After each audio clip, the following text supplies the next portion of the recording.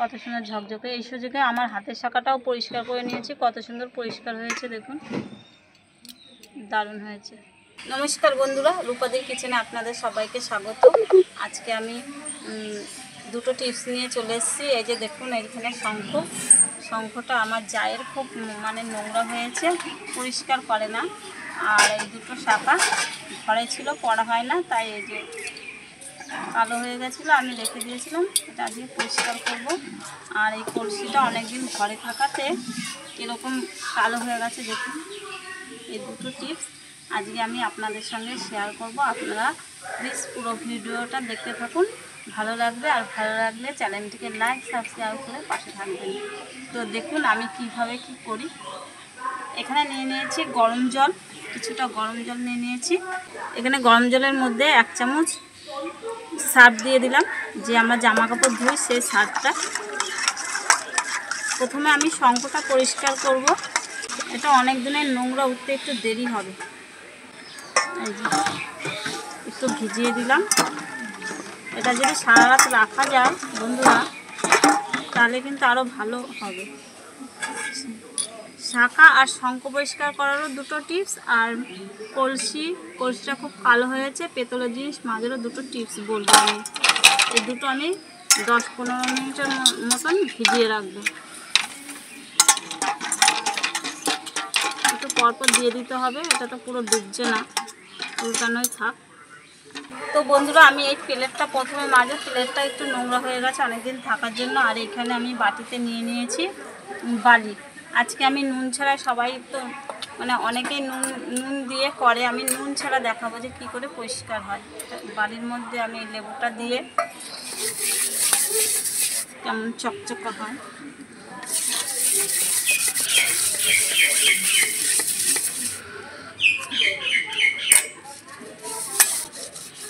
বন্ধুরা আমাদের গ্রামে তো এইরকম বালি পাওয়া যায়। আর আমাদের বাড়িতেই বালি আছে। আর এই লেবুটা দিয়ে এরকম পরিষ্কার করলে খুব সুন্দর পরিষ্কার হয়ে যায়। দেখিয়ে দিচ্ছি। তো বন্ধুরা বুঝতেই পারছেন কতটা পরিষ্কার হয়ে গেছে থালাটা, ঠাকুরের থালাটা। আর যারা শহরে থাকেন, এই সমস্ত বালি থাকে না, তাদের জন্য আরেকটা টিপস আছে, এটা মেজে নিই তারপরে বলছি। তো দেখুন পুরো থালাটা কত সুন্দর হয়েছে, দেখুন কত সুন্দর হয়েছে। আরেকটা কাজ আছে। আর বন্ধুরা অবশ্যই কিন্তু একটু ভালো জলে ধুয়ে নিতে হবে। আর যা করতে হবে, এই যে এখানে পাশে আমি একটা গামলায় জল নিয়েছি, এর মধ্যে 1 চামচ আটা দিয়ে দিলাম। আটাটা আমি ভালো করে গুলে নেব। আর এই আটার জলের মধ্যে একটু ভালো করে চুবিয়ে নিতে হবে।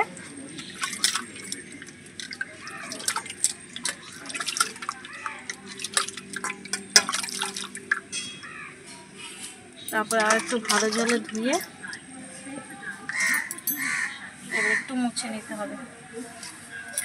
দেখুন পুরো নতুনের মতন করছে থালাটা।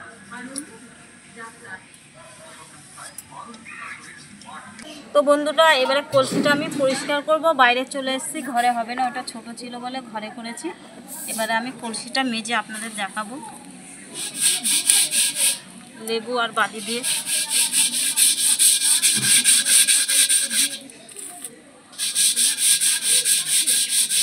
এখন পরিষ্কার হয়ে যাচ্ছে। এটা অনেকদিন ঘরে পড়ে রয়েছে, তো এরকম ঘরে একটা কলসি ব্যবহার করি, সেটা পরিষ্কার। আর এটা অনেকদিন পড়েছিল, দেখুন পরিষ্কার হচ্ছে। তো এই যে পরিষ্কার হয়ে যাচ্ছে, কোনো সার্ফ লাগবে না। হাতটা আমি লেবু আর বালি দিয়ে ঘষে দেখাবো কীরকম পরিষ্কার হয়েছে। আর হাত কলসিটা আমি, যারা শহরে থাকেন বালি নেই, তাদের জন্য আমি দেখাবো। ওইটা মাজলাম, আবার কলসিটা মাজবো। খুব সহজ বন্ধুরা, আপনারাও দেখলে পেরে যাবেন। আমি ভিজিয়ে টিজিয়ে কিছু রাখিনি, এটা দিয়ে মাঝে পরিষ্কার হয়ে যাচ্ছে।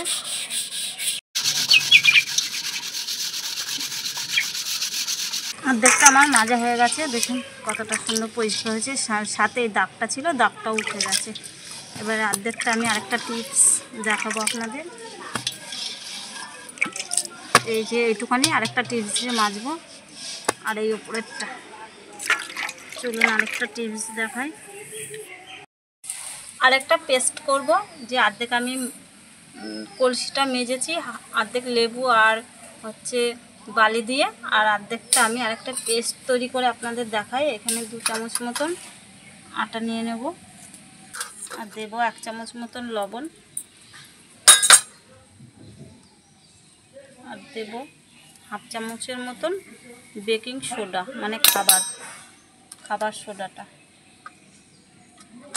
আর দিয়ে দেবো এখানে লেবুর রস, 1/2 মতন লেবুর রস আছে, এটাই দিয়ে দেবো আমি। এবারে সব কিছু ভালো করে মিশিয়ে একটা পেস্ট তৈরি করে নেব। একটু জল দিয়ে দিলাম।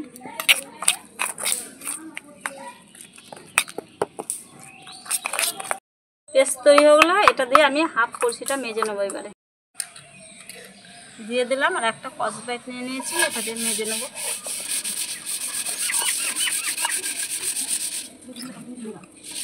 দেখুন বন্ধুরা, অনেকটা পরিষ্কার হয়ে গেছে। আমার মনে হচ্ছে লেবু আর মাটি দিয়ে তাড়াতাড়ি পরিষ্কার হচ্ছে। এটা অনেক ঘষেছি, ঘষতে তারপরে অনেকক্ষণ ভিজিয়েও রাখতে হবে।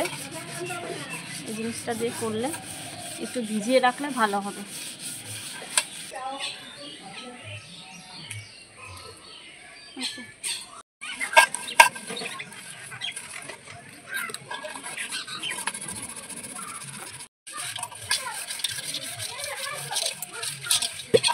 এই পর্যন্ত ব্যাস, একবারে একদিনে অত উঠবে না, একটু দাগ আছে, মাঝে হবে। অনেক বহু বছরের, প্রায় 20 বছর ধরে এটা পড়ে আছে। আজকে মাছটা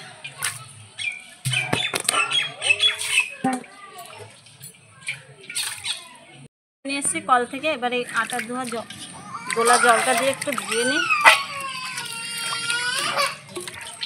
আবার কলসিটা ধুয়ে নিয়ে এসে তারপর দেখাচ্ছি। কলসিটা ধুয়ে নিয়ে চলে এসেছি কলের থেকে। এবার এটা দিয়ে মুছে নিই। দেখুন কতটা চকচকে করছে, আগেরটা এখন একটা দেখুন।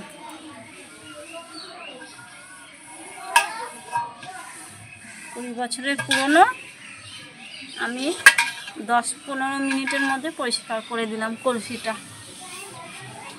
এখন তো পুজো আসছে, পুজোর বাসন লাগবে, দুর্গা পুজো, লক্ষ্মী পুজো, সবার পেতল কাঁসা সব পরিষ্কার করবেন কিভাবে।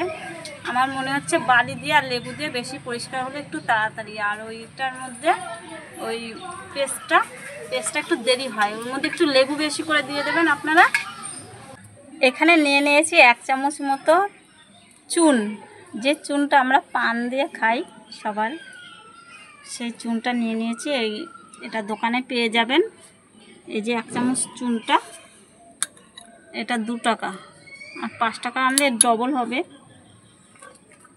আর আমরা যে দাঁত মাজি কোলগেট পেস্ট, এটা দিয়ে দেবো এর মধ্যে, একটু বেশি করেই দেবো।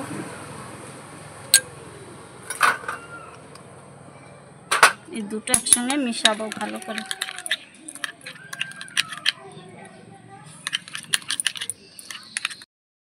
তো দেখুন বন্ধুরা, দুটো মিশ্রণ একসঙ্গে করে নিয়েছি। এরকম খুব পাতলা করবেন না, এই যে। আর কিন্তু আপনারা সাদা মাজনটাই নেবেন, লাল মাজনটা নিলে হবে না। এবারে নিয়ে নিয়েছি একটা বিরাসের মধ্যে মিশ্রণটা। এবারে সারা জায়গা আমি ভালো করে আগে মাখিয়ে নেব। মাখিয়ে রেখে দিতে পারলে ভালো হয়।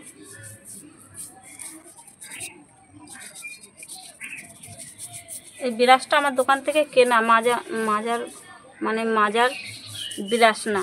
মাজার বিরাস দিয়ে তো আমরা কত কিছু মাছ মাংস খাই, ওটা দিয়ে ঠাকুরের কোনো কিছুই করা যায় না। এটা এক্সট্রা আমি কিনে রেখেছিলাম। হাতটা ব্যথা হয়ে যাচ্ছিলো, সেজন্য একটা গামলায় নিয়ে নিলাম শঙ্খটা পরিষ্কার করার জন্য। এরকম একটু ঘষে ঘষে মাজতে হবে।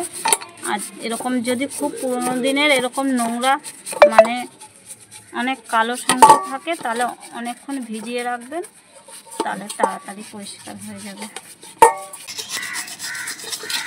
একটু একটু পরিষ্কার হচ্ছে, দেখুন দেখাচ্ছি ধুয়ে। আর বলে রাখি যে শঙ্খর মধ্যে যে একটা দাগ থাকে ফাটা, এই যে এই দাগটা কিন্তু উঠবে না। আরেকবার আমি মাজবো, অনেকদিন থেকে মাজে না, অনেকটাই পরিষ্কার হয়ে গেছে দেখুন আগের আর এখনের। আর এগুলো হচ্ছে দাগ, অনেকদিন ধরে মাজা হয় না।